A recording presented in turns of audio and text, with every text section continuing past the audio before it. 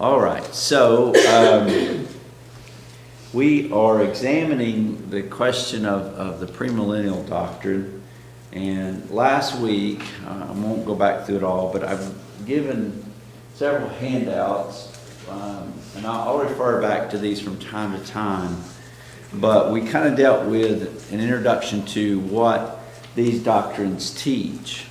And what I want to do starting tonight is beginning to look at each of these issues individually against the Bible, looking at what does the Word of God actually say in regard to the rapture, premillennialist doctrine, and dispensationalism, those kind of things, moving forward. So we're dealing with a few questions. I have a lot up here. But we as I mentioned, we looked last week at the doctrines that are involved.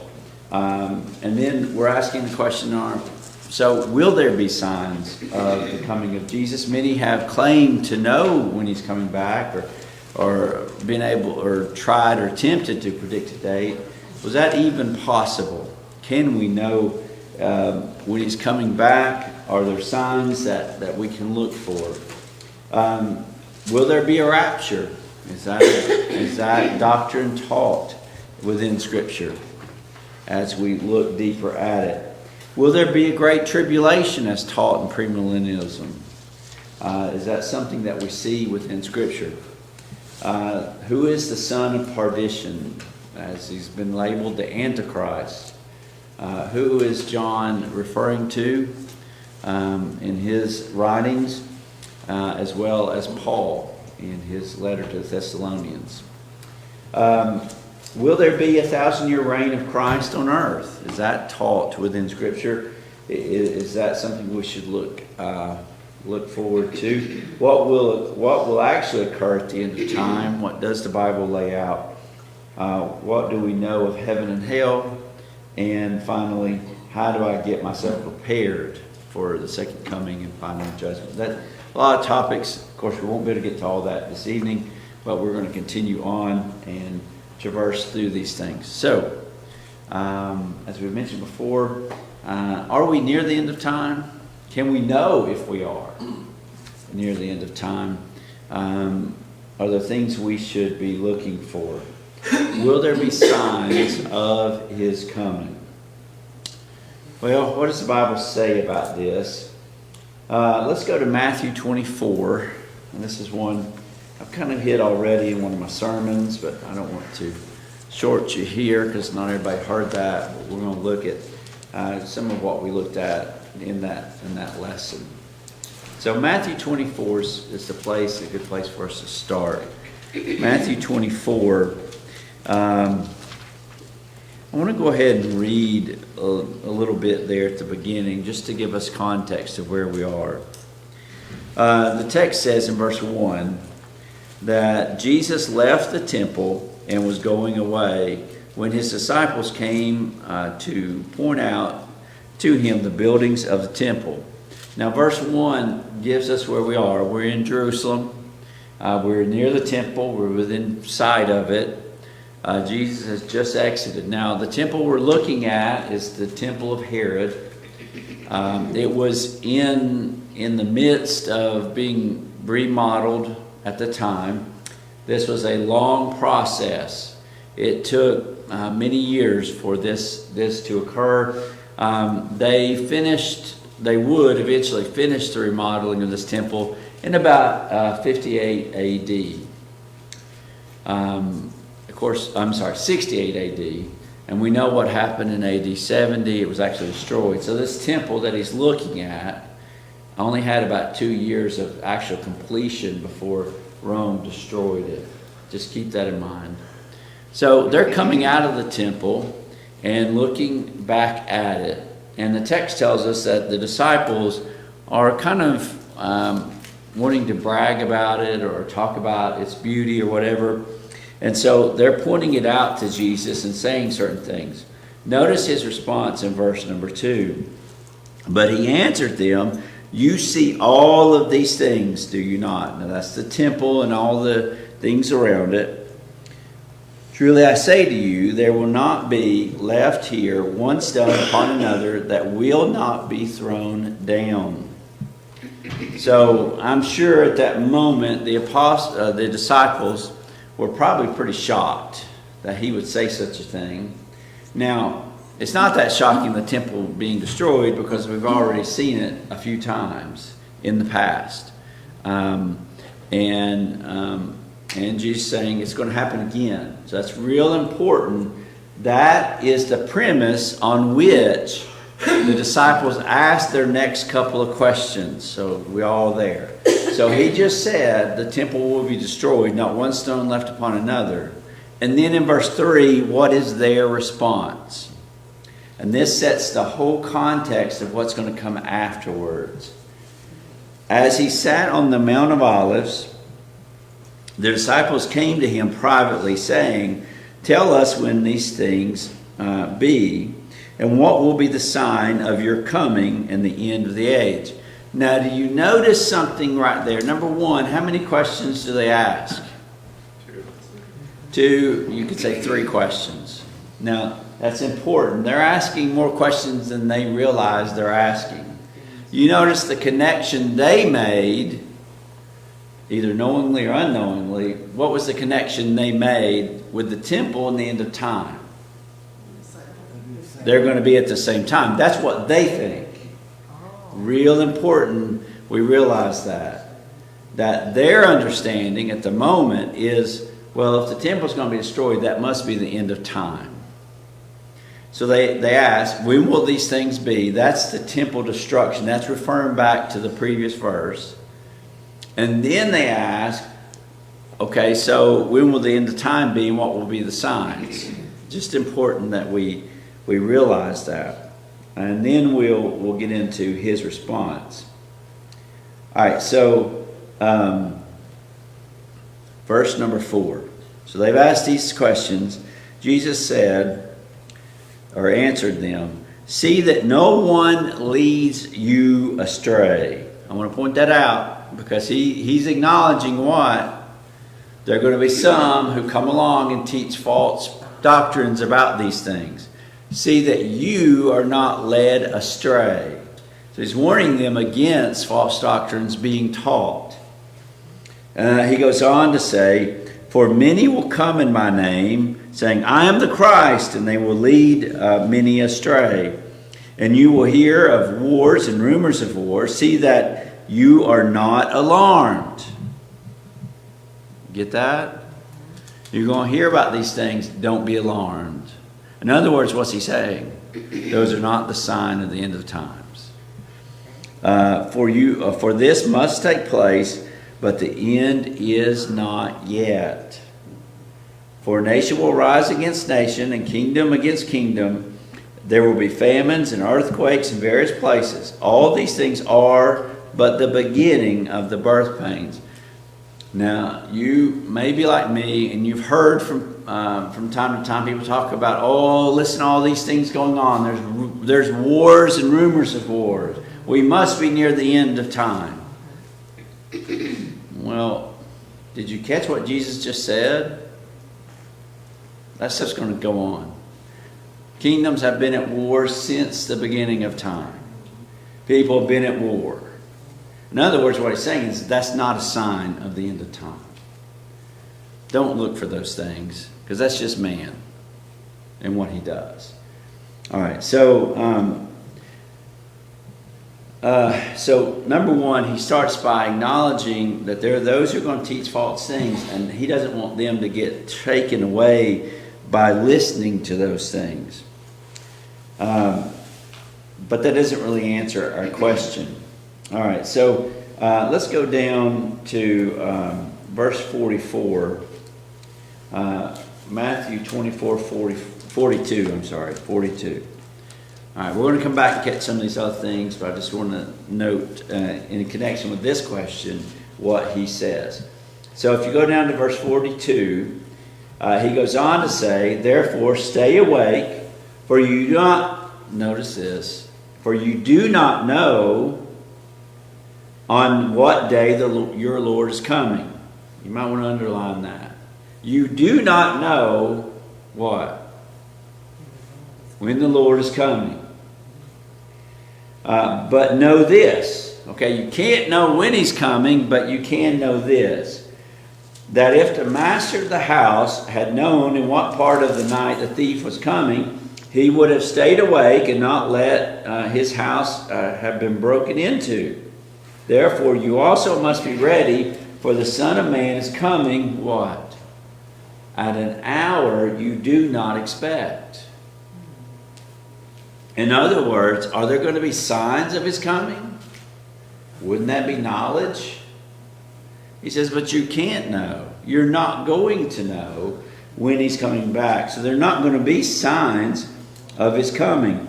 He gives us this example of a thief. I had the parable of the weeds. I'm going to come back to that, so hold off on that for right now. Go to 1 Thessalonians 5. 1 Thessalonians 5. Paul is going to give us a similar answer to this question. 1 Thessalonians 5 and verse 1. Somebody read 1 through 3. Give my voice a break for a minute.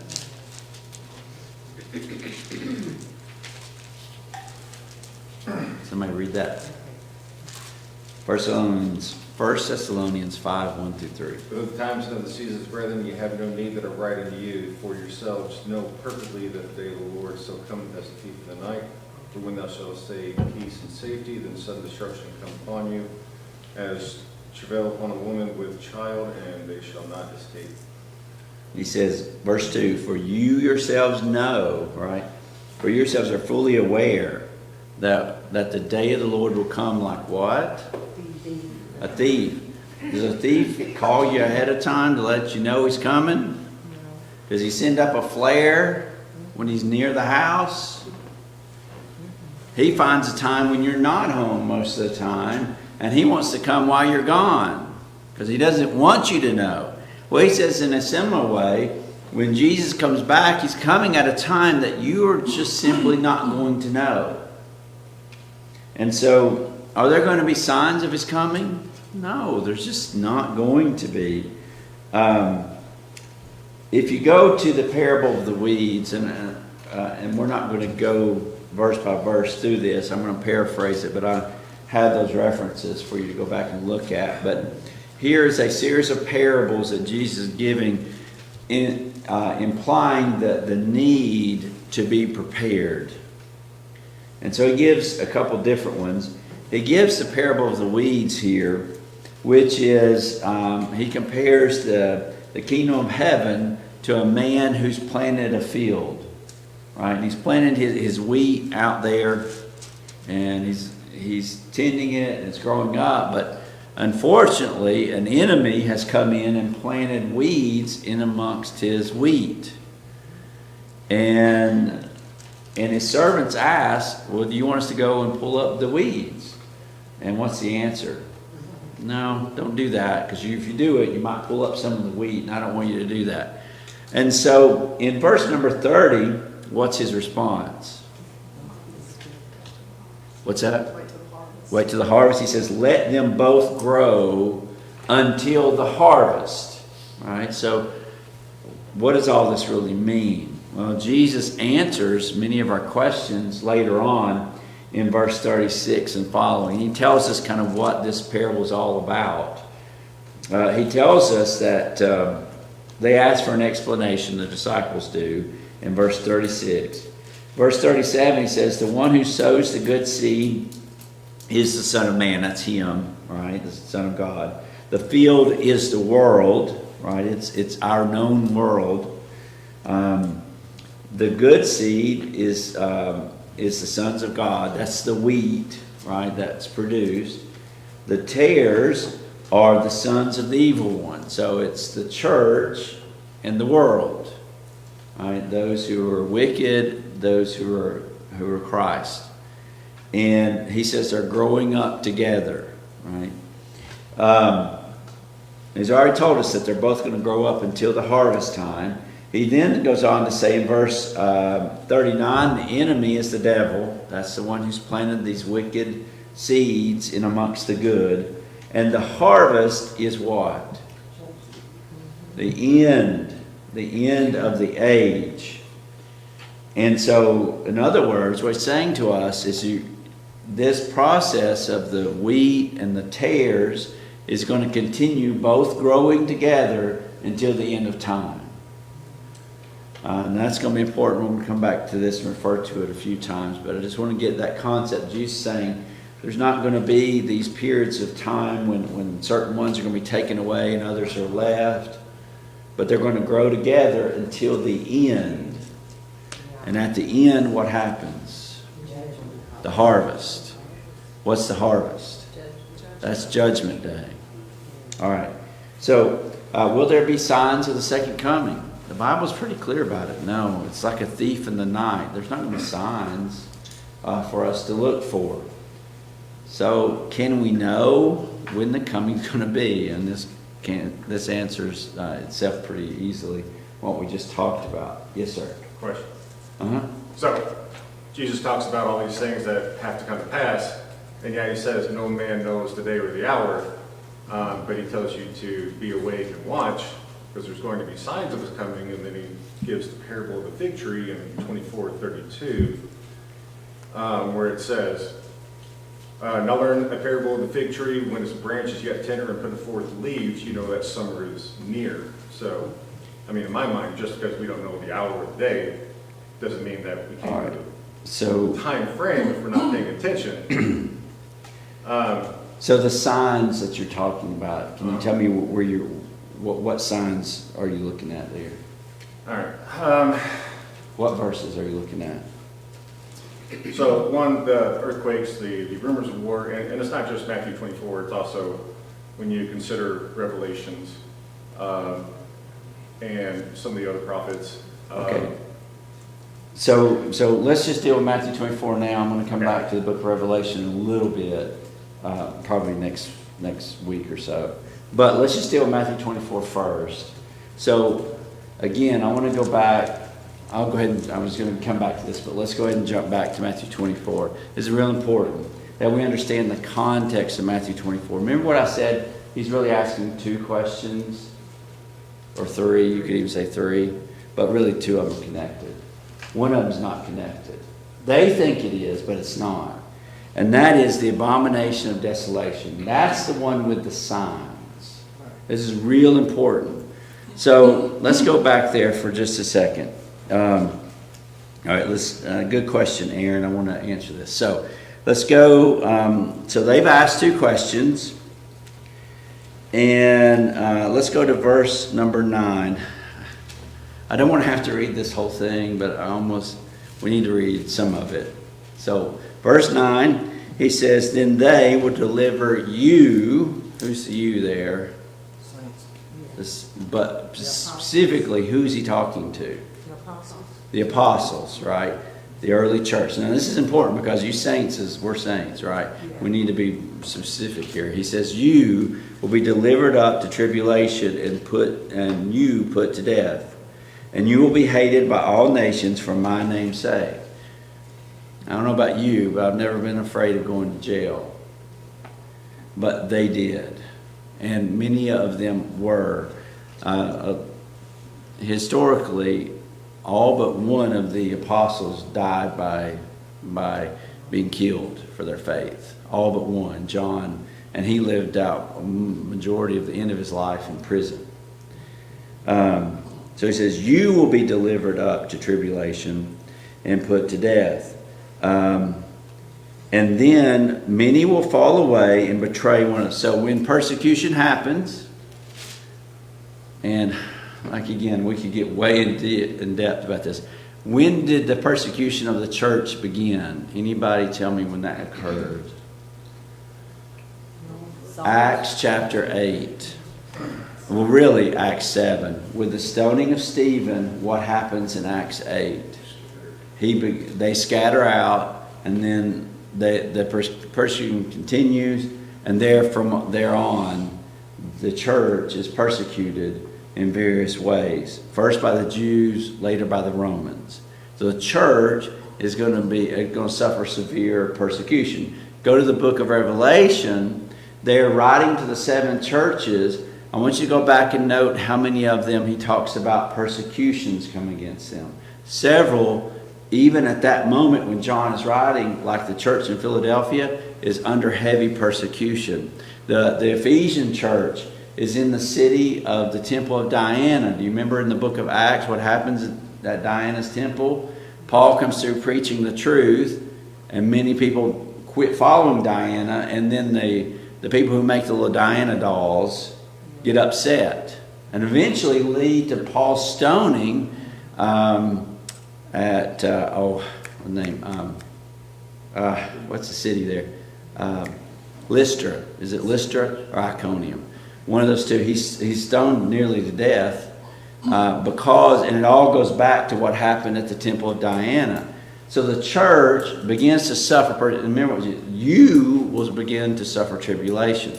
Go back to the text here. So there will be a persecution, and then what will happen? Many will fall away and betray one another and hate one another. So it's going to do some damage to the church. Those who are less faithful are going to be harmed.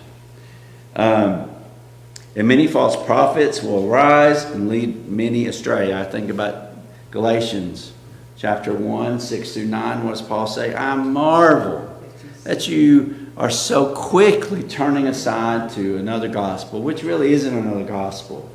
All right, he says, let him be accursed if they preach anything different than they had received. As early as the Galatian letter, already false doctrines are being taught. So he says persecution will bring people leaving the gospel. Others will begin teaching false gospels. Verse 12, and because lawlessness will be increased, the love of many will grow cold. But the one who endures to the end will be saved. And this is the gospel of the kingdom will be proclaimed throughout the whole world as a testimony to all the nations. And then the end will come. So he says persecution is going to come. There's going to be a falling away. There's going to be false doctrines taught. But the gospel is going to continue to be taught. And he says to all the world. And then eventually what's going to happen? The end's going to come. But he doesn't tell us when. All right, so go to verse 15. So, when you see the abomination of desolation spoken of by the prophet Daniel. So Daniel speaks about this in some visions he's seen. We'll talk more about that later. I had that later, but let's go ahead. We'll deal with this and then I'll go back to Daniel later. Standing in the holy place, let the reader understand. Then let those who are in Judea flee to the mountains. Now let me ask you a question. If this was referring to the end of time, why would you flee to the mountains? What good is that going to do you? And if you're a Christian, why would you flee?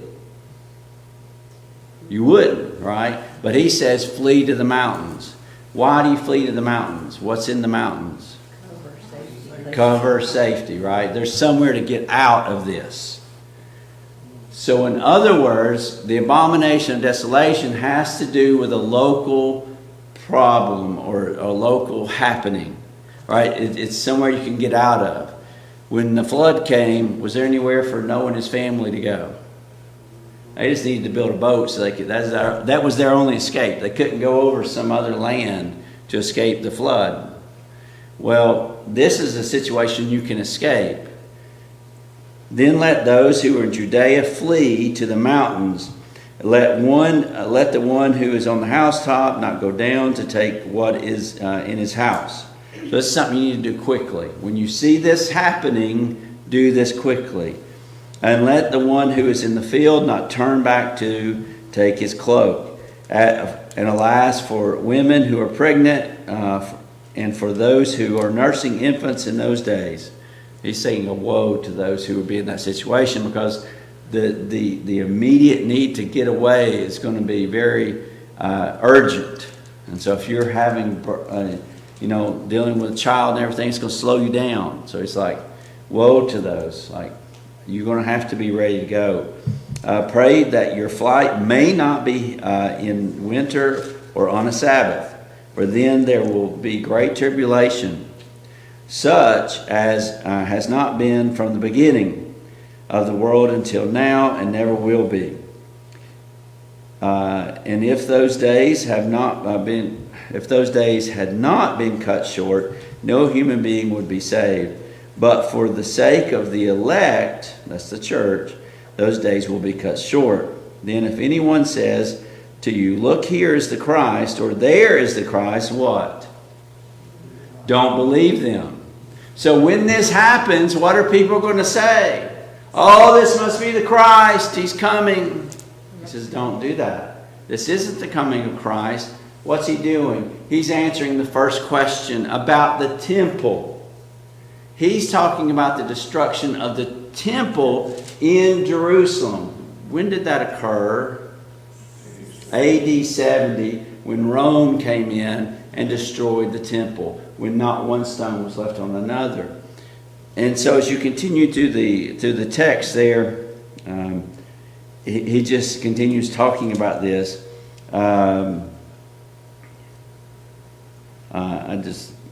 That's what continues until you get to verse number 39.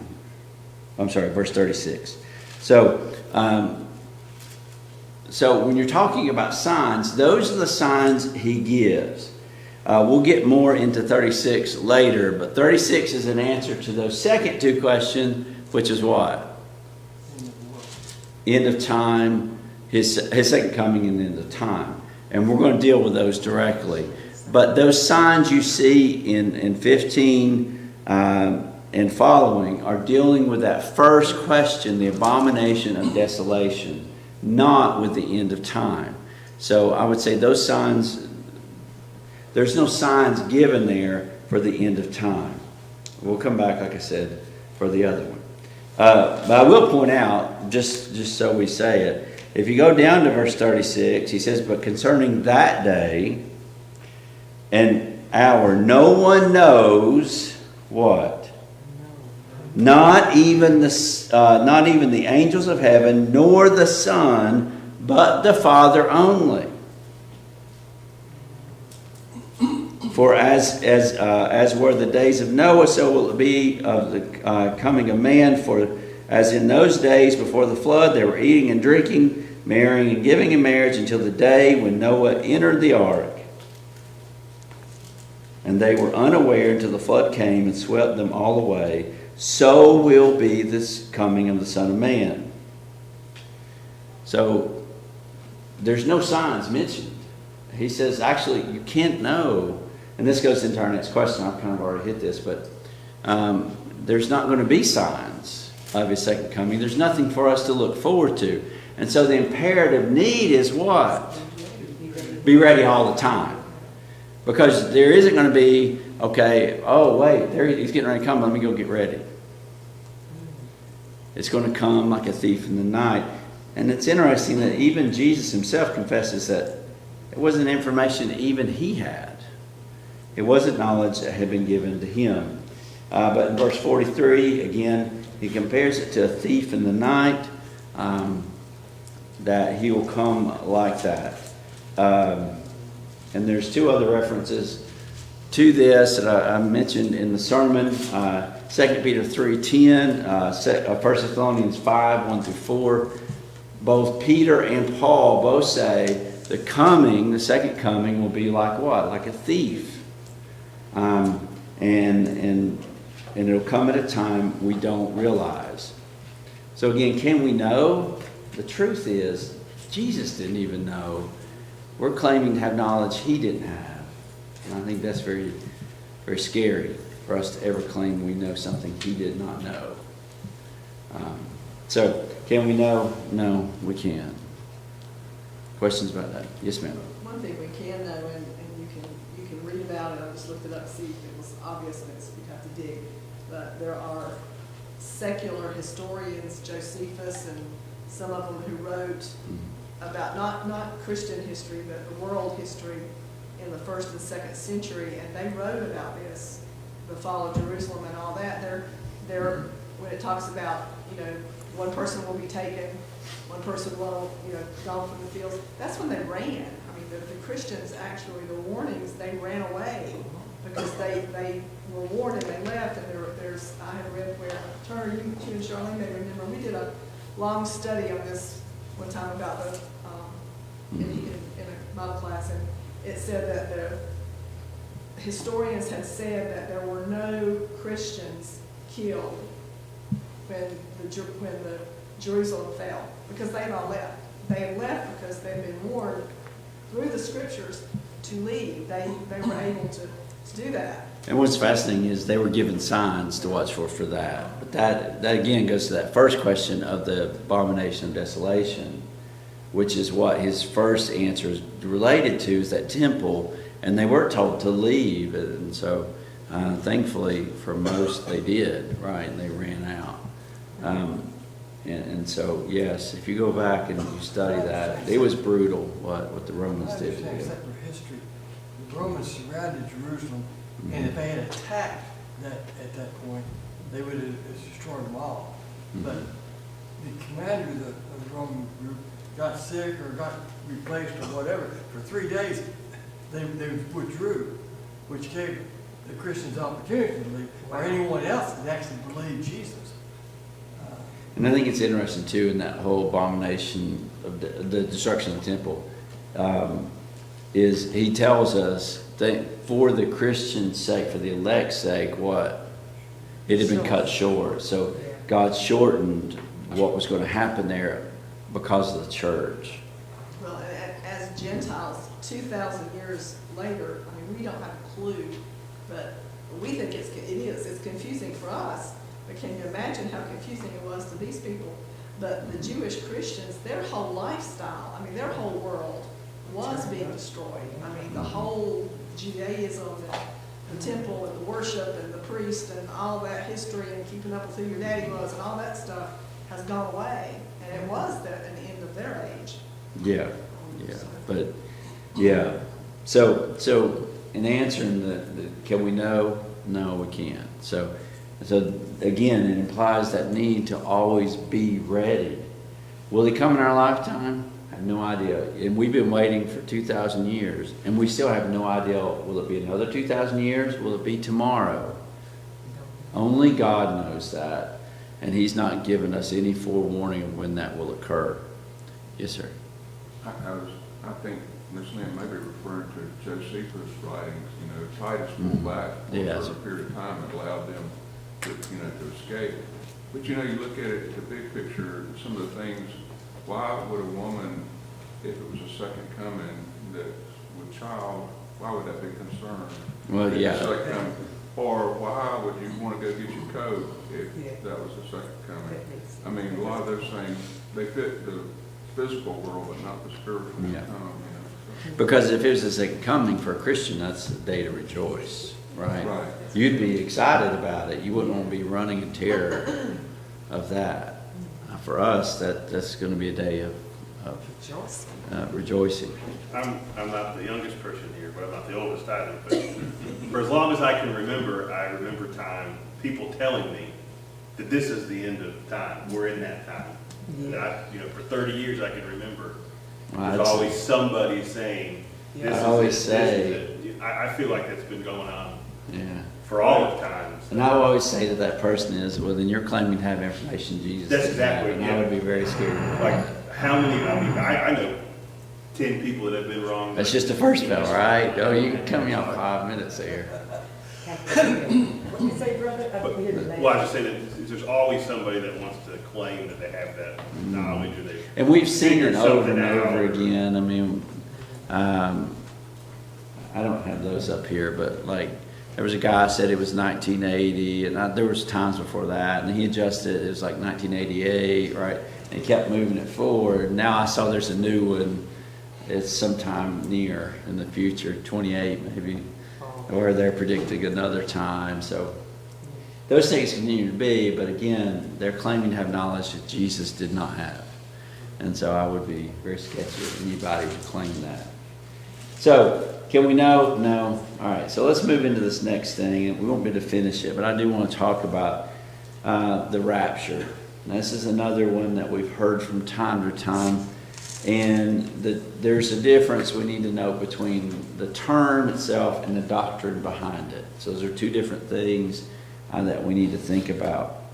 I just want to share with you a little bit from Defending the Faith Study Bible notes you can look at. But the term rapture comes from a Latin word which means to seize, snatch, or to seize, to snatch out, or take away. That's the literal definition of the word. We'll let him go on by here for a second.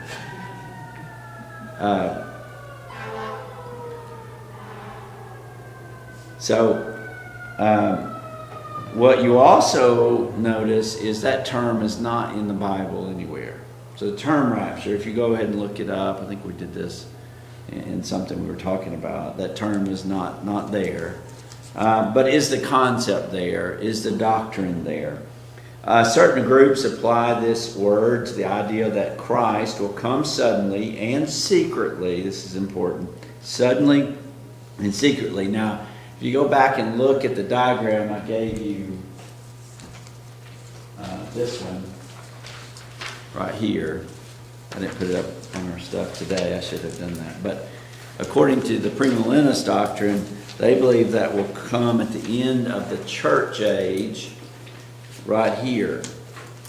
And it will be a sudden and secret taking up, snatching away of the faithful and being carried up to heaven to await a 7-year period of tribulation. And we'll talk about the Great Tribulation in a little bit, and we'll ask the question, is that biblical? But just the rapture itself is the idea that he will come suddenly and secretly in the air to snatch away from earth the living saints and the resurrected bodies of those who have died.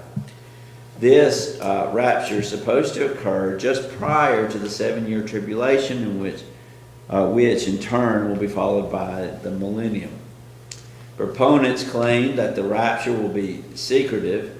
We're told that families will be shocked by the strange disappearance of a mother, or father, or child.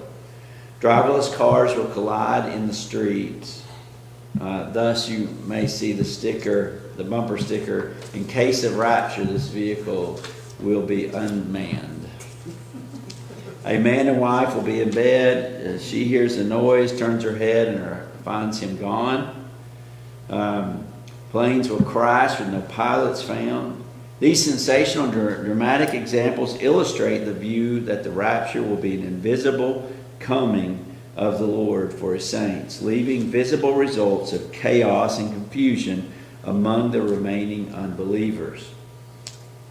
All right, so let's talk about this idea. Now again, there's separate the term from the doctrine. Is rapture biblical? Now, we've looked, I want to start in Matthew 24, and then we're going to look at some other texts. But Matthew 24, again, remember what's going on. Jesus is answering a couple questions. The first one he answers about the temple and the destruction of the temple. And then he goes on to answer the question about the end of time and the signs of his second coming. If you go down,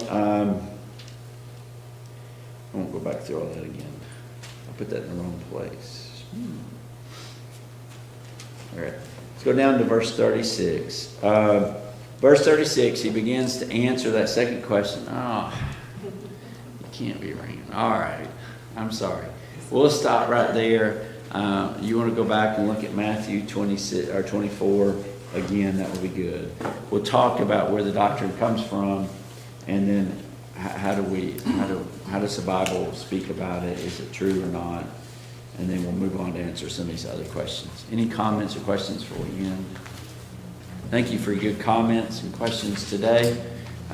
We'll continue studying, looking at this, and some other things as well. We'll be dismissed now and rejoin for our devotion in just a moment.